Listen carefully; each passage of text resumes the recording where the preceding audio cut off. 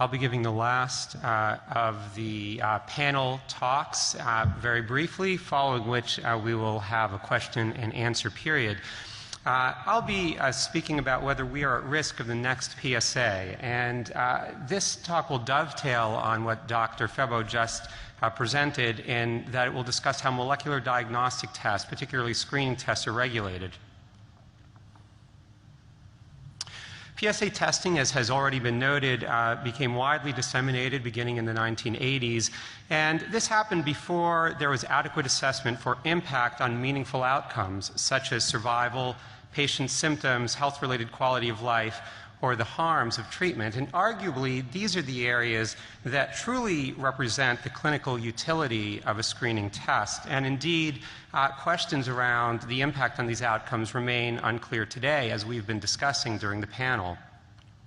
Arguably, the lesson learned from the PSA experience is that it's almost impossible to conduct controlled experiments with a no screening arm if a test is already prevalent and easily available to clinicians and patients. And indeed, in two of the major randomized trials that have already been discussed today, the ERSPC and PLCO, we saw very high rates of contamination in the control arms, with high rates of PSA screening both at baseline and during conduct of the trials in both cases. When this happens, it becomes exquisitely difficult to measure the magnitude of effects of the screening test, and again, this has been an underlying theme of today's session. So, what could our conclusion be from this experience of PSA?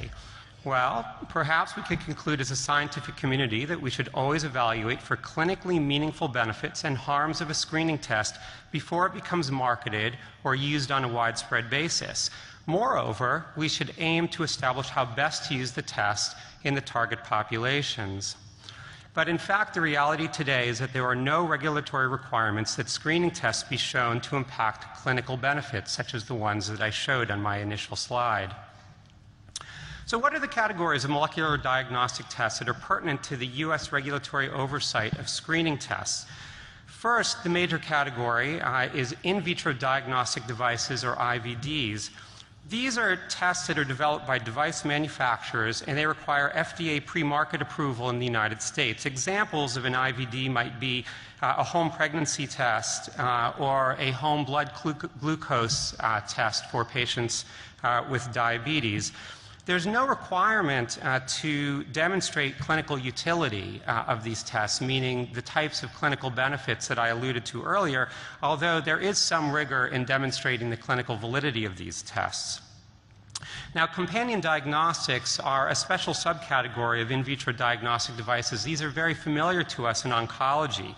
These are tests that are developed to be used alongside therapeutics and include a stipulation in the labels for both the therapeutics and the tests that they are linked to each other. And notable examples might be KRAS mutation testing kits with cetuximab in colorectal cancer, or HER2 testing kits with trastuzumab in breast cancer. Now, the second major category are laboratory developed tests, or LDTs. These have affectionately been called homebrew tests. And these are tests that are actually not regulated in the US by the FDA. They have oversight by CMS, by Medicare, under CLIA, which is the Clinical Laboratory Improvement Act of 1988. And this category was actually initially intended for small local laboratories that were conducting tests to be used on a small basis in order to make sure the laboratories were performing tests adequately. For example, a local laboratory conducting karyotypes or IHC for a small local health system.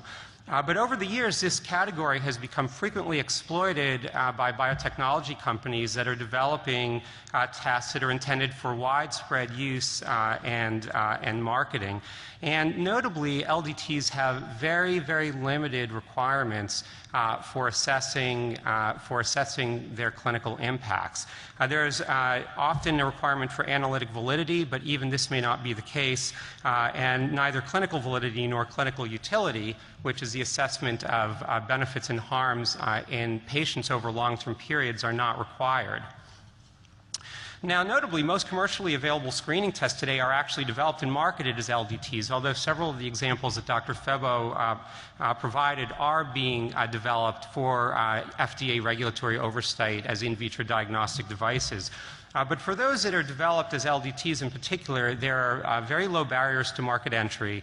And surveys have shown nonetheless that many physicians assume that these tests have proven effectiveness and safety because they are available on the market. Moreover, there are inconsistent reimbursement policies, and this creates some instability in this market, not just on the clinical side, but on the manufacturing side. And some of you may be aware that just over the last month, CMS actually changed its reimbursement policy around these tests, not related specifically to screening, but as an overall blanket policy change on reimbursement.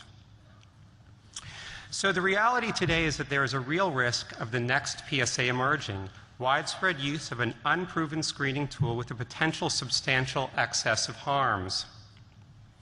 There are several current efforts that are ongoing today in order to try to alleviate this difficulty, and there has been overall a recognition that this is probably not going to be solved within the regulatory framework, but rather within the market framework of how payers decide to reimburse or not reimburse differentially for a test. What you see on the screen is a recently released effectiveness guidance document from CMTP, or the Center for Medical Technology and Policy, which is a well-known entity that provides guidance documents for comparative effectiveness research. This report is called Evaluation of Clinical Validity and Clinical Utility of Actionable Molecular Diagnostic Tests in Adult Oncology. I was not involved with this effort. The goal of this effort was to create evidence standards in particular for payers and to help test developers anticipate reimbursement and evidence expectations of payers so that there can be greater transparency and a better sense of what to anticipate once a test has been developed. The report recommends that studies include outcome measures to assess potential benefits and harms of testing from the patient perspective, and this goes well beyond screening tests to all sorts of diagnostic or prognostic tests. Moreover, it supports novel reimbursement models that allows for partnerships between the developers or manufacturers of these tests and those who are paying for them, such as through adaptive licensing or a mechanism that is increasingly used by Medicare, which is called coverage with evidence development. Now, despite these efforts, there continue to be arguments against greater scrutiny of tests.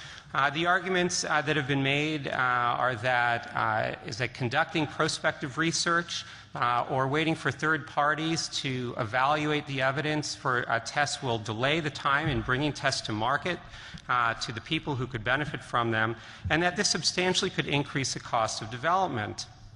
But we have to consider the case of PSA, where greater than 30 years later, we still have an unclear sense of clinical benefits, but substantial harms and unnecessarily costs have been accrued. And arguably, those costs are of a magnitude greater than the costs that would have been accrued for early testing of the clinical benefits of the test.